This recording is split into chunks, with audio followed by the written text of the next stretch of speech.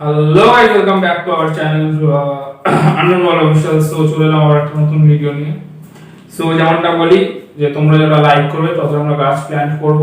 So বেশি কথা না বাড়িয়ে ভিডিওটা শুরু করা যাক। ভিডিওটা শুরু করার আগে বলে দিই, আমরা একটা পাস্টে আগে একটা ডার্ক ওয়েব নিয়ে ভিডিও করেছিলাম। সো সেখানে একটা টার্ম ছিল রেড রুম। সো আজকে ভিডিওটা হচ্ছে সেটা নিয়ে।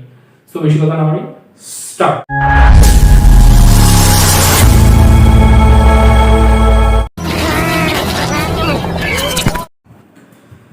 সো গাইস, ডার্ক ওয়েবে তো আমরা আগের ভিডিওতে বলেছিলাম যে ডার্ক ওয়েবে কত ধরনের ইলিগাল কাজপত্র হয়। সো সেরকমই ডার্ক ওয়েবের যে একটা পার্ট ছিল, ভাগ ছিল, যে সেটা হচ্ছে যে রেড রুম, যেটা নিয়ে তোমাদের আর কি একটা সংক্ষেপে বর্ণনা দিয়েছিলাম।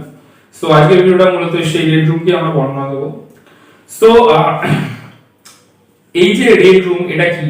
সো এই রেড রুমটা হচ্ছে যে ডার্ক ওয়েবে যে সমস্ত ইলিগাল কাজ হয় তার মধ্যে এই রেড রুম হচ্ছে কিন্তু অন্যতম জনপ্রিয় এবং খুবই কি বলবো প্রচন্ড ইলিগাল কাজপত্র এখানে হয়ে থাকে। সো রেড রুম গুলো যে ওয়েবসাইট, সেখানে যারা আর কি রেড রুম ইউজ করে তারা আর কি রিয়েল টাইমে অত্যাচারিত এবং মার্ডার হওয়ার লাইভ স্ট্রিম দেখতে পায় এই রেড রুমের মধ্যে।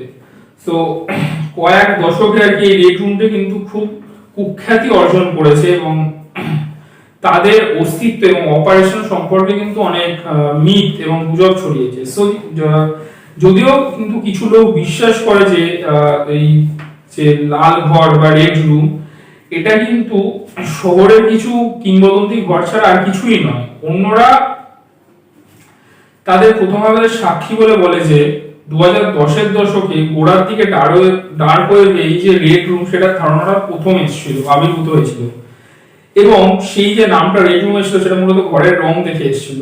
সেখানে একটা বিভিন্ন দর্শক থাকে এবং একজনকে সেই ঘরে আটকে রাখা হয় এবং লাইভ স্ট্রিমে তার উপর বিভিন্ন অত্যাচার করা হয় এবং ইউজার তাকে যা অনুমতি দেবে সেইভাবেই কিন্তু তাকে টর্চার করা হবে। সো কিছু লোক দাবি করে যে রেড রুম আসলে এক্সিস্ট করে না, বাট কিছু লোক আবার এমনটাও দাবি করেছে যে তারা অ্যাক্সেস করেছে রেড রুম এবং তারা সেই ভয়ঙ্কর কাজগুলো দেখেছে। সো আবার কেউ কেউ বলে যে সেটা নাকি মানুষকে শুধুমাত্র ভয় দেখানোর জন্যই করা হয়। সো লাল কক্ষের বা রেড রুম, তোমাদের অনেকে মনে হবে যে রেড রুমের তাহলে আমরা ইনভেস্টিগেশন কেন করতে না? সো রেড রুম সম্পর্কে জানাটা খুবই চ্যালেঞ্জিং, কারণ হচ্ছে ডার্ক ওয়েব নেভিগেট করা এবং সেটার মধ্যে থেকে কোনো ইনফরমেশন বার করা সেটা কিন্তু খুব কঠিন। গুগল বা বিং এর মতো যে সার্চ ইঞ্জিনগুলো আছে সেগুলোর মাধ্যমে কিন্তু এগুলো করাটা সম্ভব না। এর জন্য যে ওয়েবসাইটটা ব্যবহার হয় সেটা হচ্ছে টর বা i2p। সো এই ওয়েবসাইটটা কিন্তু এটার জন্য এই সফটওয়্যার সার্চ ইঞ্জিনটাই কিন্তু আমাদের ব্যবহার করতে হবে এবং অধিকাংশ ক্ষেত্রে কি হয়, এই যে ওয়েবসাইট থাকে তারা সেই ওয়েবসাইটগুলো যারা ব্যবহার করে সেই ওয়েবসাইটের মালিকরা কি করে বিভিন্ন সাবস্ক্রিপশনের মাধ্যমে তাদেরকে ডেটাটাকে এনক্রিপ্ট করে, মানে সুরক্ষিত করে রাখে, যার ফলে কিন্তু সেটাকে ট্র্যাক করা বা ট্রেস করা কিন্তু অত্যন্ত চ্যালেঞ্জিং হয়ে পড়ে। সো যাই হোক, কিছু কিছু ঘটনা ঘটেছে যার দরুন মনে করা হয় যে হয়তো রেড রুম সত্যি করে এক্সিস্ট করে। যেমন 2015 সালে এফবিআই ফিলিপাইনের পিটার স্কালি নামে একজনকে গ্রেফতার করেছিল, যার বিরুদ্ধে ডেইজিস ডিস্ট্রাকশন নামে একটা রেড রুম চালানোর অভিযোগ উঠেছিল। সো সাইটটিতে স্কালির অত্যাচার এবং অল্পবয়সী শিশুদের উপর যৌন নির্যাতন করার ভিডিও দেখানো হতো বলে বলা হয় এবং এই যে এখনো পর্যন্ত যে সকল রেড রুম গুলো উন্মোচন হয়েছিল তার মধ্যে কিন্তু এটা ছিল অন্যতম।